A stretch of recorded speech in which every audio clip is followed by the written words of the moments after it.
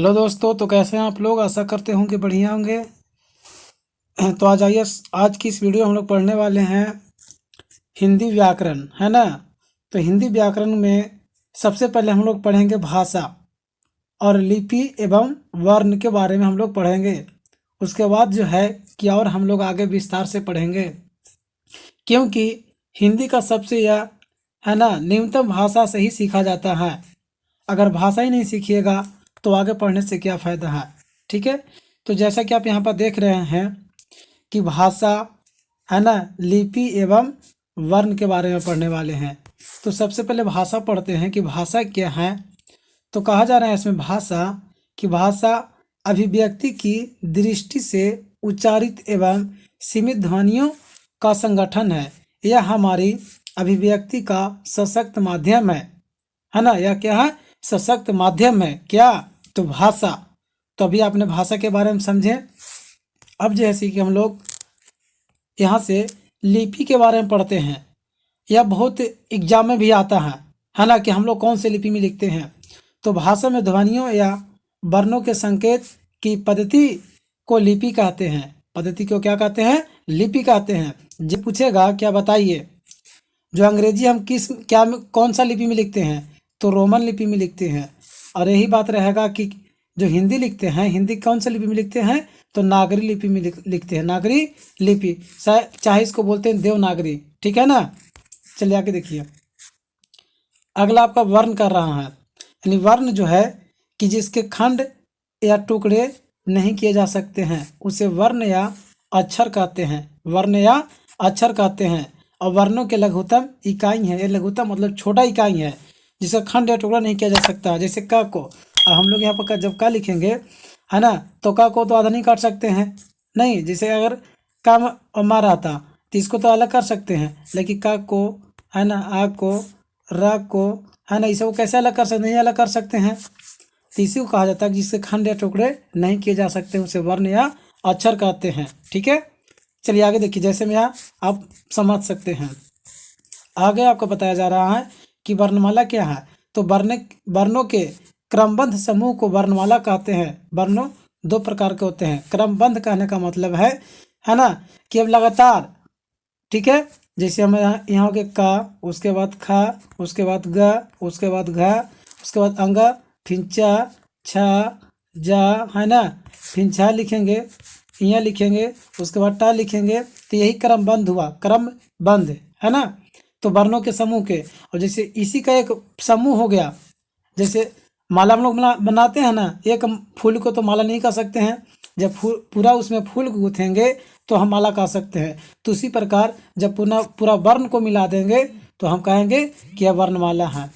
ठीक है, अब यहाँ पर देखेंगे कि वर्णमाला जो होता है कि दो प्रकार का होता है ना। एक स्वर्ण और दूसरा होता है व्यंजन। ठीक है, तो अब स्वर के बारे में हम लोग पढ़ते हैं कि स्वर किसे कहते हैं भाई। स्वर व्यंजन, सॉरी, स्वर और व्यंजन। तो स्वर वर्ण जो है ना, कि स्वतंत्र रूप से उच्चारित वर्ण या ध्वनियों को स्वर कहते हैं। हिंदी में कुल 11 वर्ण होते हैं, सॉरी स्वर वर्ण होते हैं। हिंदी में जो होता है ना कि कुल 11 स्वर्ण वर्ण होता है। आपके एग्जाम में आता है कि आप बताइए कि आपको जो हिंदी में आपको जो है कि कुल वर्ण कितना होता है, स्वर्ण वर्ण। तो स्वर्ण वर्ण हम 11 कहेंगे। जैसे आप यहाँ देख सकते हैं आ ई उ ए ओ तथा अ। तो हम अगर गिनते हैं यहाँ पर तो 1 2 3 4 5 6 7 8 9 10 11 यहाँ पर हो ना गया। यानी कुल स्वर जो है ना कि 11 होते हैं। एग्जाम में आपका आएगा कि बताइए स्वर की संख्या कितना होता है। 11 कौन कौन होता है तो आपको पता ही है ना। लेकिन कौन कौन नहीं पूछता, सिर्फ पूछता कि संख्या कितना होता है, 11 होता है। और यह जो स्वतंत्र रूप से, जैसे आप यहाँ पर देखिए, यहाँ पर अगर आ लिखते हैं तो इसमें और कोई संख्या नहीं, शब्द नहीं आ रहा, अक्षर नहीं आ रहा है ना। अगर आ लिखते हैं यहाँ पर तो आ प्लस आ को मिला देंगे तो हो जाएगा आ। तो सिर्फ इसी जाति में से आया है ना कि अलग से हमको लिया गया, यानी स्वर्ण वर्ण में से लिया गया है। इसीलिए इसको कहा जाता है कि स्वतंत्र रूप से उच्चारित वर्ण या ध्वनियों को स्वर वर्ण कहते हैं, जो कि इसकी कुल संख्या 11 होती है, जैसे कि यहाँ पर आपको बताया गया है। चलिए, आपको आशा करते हैं कि बहुत बढ़िया समझ में आया होगा। अब यहाँ पर पढ़ते हैं कि स्वर्ण वर्ण के 3 प्रकार के होते हैं। देखिए, ये भी आपको एग्जाम में पूछता है कि बताइए स्वर्ण वर्ण जो होता है ना कि कितने क्या प्रकार का होता है? तो 3 प्रकार का होता है। जैसे कि आपको यहाँ पर तीनों बता रहे हैं, यहाँ पर हर्ष स्वर, दीर्घ स्वर और प्लुप्त स्वर, प्लुप्त स्वर, है ना। तो अब इसमें पढ़ते हैं कि हर्ष स्वर क्या भाई? तो एक बार में हल्के उच्चारित होने वाले स्वर को हर्ष स्वर कहते हैं। हल्के हर्ष स्वर की कुल संख्या 4 होती है, जैसे आ, ई, उ तथा री होता है ना। जैसे कि आप यहाँ पर देख रहे हैं, यानी हर्ष स्वर की संख्या जो है कि कुल 4 होता है। आ होता है, ई होता है, उ होता है तथा री होता है। आपको याद रखना है, आपके एग्जाम में आएगा कि बताइए हर्ष स्वर की कुल संख्या कितना होता है, तो 4 बताना होगा।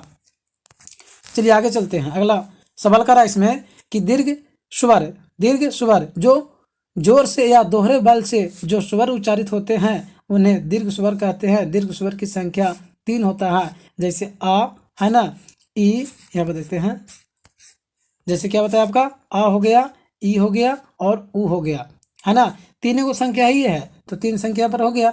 जैसे आ और प्लस आ मिलकर ही बनाना, ई यानी छोटा ई और बड़ा ई मिलकर ही बना, उ छोटा उ और देखिए यहाँ पर उ और उ मिल करके बना यहाँ पर, और जो बड़ा ई बना ई और ई मिलकर बना। और आ जो बना ना कि आ और आ यानी आ और यहाँ भी आ, दोनों आ मिलकर ही आ बना। ओके, तो आपको समझ में आ रहा होगा। चलिए आगे देखिए। अगला सवाल आपका कर रहा है इसमें कि प्लुप्त यानी 3 को बताया था ना। तो यहाँ पर देखते हैं, जिस स्वर के उच्चारण में तिगुना समय लगता है, यानी जिस उच्चारण के समय तिगुना समय लगता है उसे प्लुप्त कहते हैं। जैसे इसको लिखने के लिए ओम का अंक लगाया जाता है, जैसे कि ओम यहाँ पर लिखा हुआ है, ठीक है। तो यह जो कि बहुत कम ही आता है, लेकिन 2 सवाल जो है ना कि आपके एग्जाम में बहुत ज़्यादातर आता है, हर्ष स्वर और दीर्घ स्वर। हर्ष स्वर की संख्या 4 होती है और हर्ष स्वर की संख्या 4 होती है और दीर्घ स्वर की संख्या 3 होती है, आपको याद रखना है। चलिए यहाँ पर देखिए, अगला है व्यंजन। तो स्वर की सहायता से बोले जाने वाले वर्ण को व्यंजन कहते हैं। नहीं, स्वर की सहायता से, जैसे यहाँ पे बताया जा रहा है का लिखना है, तो का प्लस आ होगा, तब मेरा जाकर के का यहाँ पर लिखाएगा, है ना। यानी का यानी का प्लस आ, तब जाके हो रहा है मेरा का, ठीक है। तो यहाँ पर जो है क्या बताया यहाँ पर, तो स्वर की सहायता से बोले जाने वाले स्वर वर्ण की देखिए यहाँ स्वर वर्ण है और इसको सहायता इसमें लिया जा रहा है। तो स्वर की सहायता से बोले जाने वाले वर्ण यानी व्यंजन कहलाते हैं। जैसे बताया जा रहा है यहाँ पर का और का बताया जा रहा है। अब यहाँ पर देखते हैं कि व्यंजन की संख्या कितनी होती है, यानी व्यंजन वर्ण की व्यंजन वर्ण जो है कि ये भी 3 प्रकार के होते हैं। अब इसको संख्या बाद में हम लोग पढ़ेंगे। तो इसको पहले पढ़ते हैं यहाँ पर कि व्यंजन वर्ण जो है कि 3 प्रकार के होते हैं। स्पर्श व्यंजन, है ना। और देखिए यहाँ पर पहला क्या आपको बता रहा है, स्पर्श व्यंजन। और इसी में हम लोग काउंटिंग कर लेंगे कि व्यंजन की कुल संख्या कितना है। तो स्पर्श व्यंजन जो है कि जिस वर्ण का उच्चारण मुख के विभिन्न भागों से स्पर्श करके बोला जाए उसे स्पर्श व्यंजन कहते हैं। देखिए स्पर्श व्यंजन यानी स्पर्श के विभिन्न भागों से, सॉरी मुख के विभिन्न, जो मुंह से हम लोग बोलते हैं उसके विभिन्न भागों से जब बोलेंगे ना तो वैसे शब्द को स्पर्श व्यंजन कहेंगे। बताइए ना, स्पर्श कहिए रहा है, यानी स्पर्श मुख के विभिन्न भागों से स्पर्श करके बोला जाने वाले शब्द को स्पर्श व्यंजन कहते हैं। जैसे आपको बताया जा रहा है का, ख, ग, अंगा। अब इसको शॉर्ट में हम क्या बोलेंगे, कवर्ग बोलेंगे इसको शॉर्ट में क्या बोलेंगे, कवर्ग। च, छ, ज, झ, इया, इसको शॉर्ट में बोलेंगे चवर्ग। ट, ठ, ड, टवर्गिना, इसको शॉर्ट में बोलेंगे टवर्ग, ठीक है। त, थ, द, न, इसको शॉर्ट में बोलेंगे तवर्ग। प, फ, ब, भ, म, इसको शॉर्ट में बोलेंगे पवर्ग, ठीक है। और इसकी जो कुल संख्या हो जाएगा 25 हो जाएगा। कुल संख्या 25। पूछेगा कि स्पर्श व्यंजन वर्ण की कुल संख्या कितना होता है, तो 25 होता है। जैसे कि आप यहाँ देख रहे हैं 5, 10, 15, 20 और 5, 25, है ना। यहाँ कुल 25 हो गया। चलिए यहाँ पर आगे देखते हैं।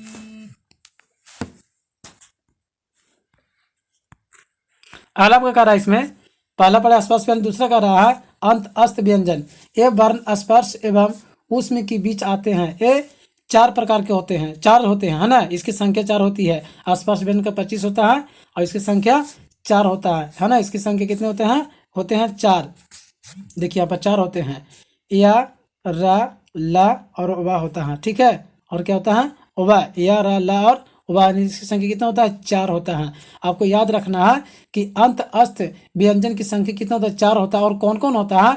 तो या, रा, ला, ओबा, है ना, यानी या, ला, ओबा का या ओबा तक हमको बोल देना, 4 अक्षर बोलना, ठीक है। चलिए आगे देखिए, अगला कार्य इसमें उष्म व्यंजन।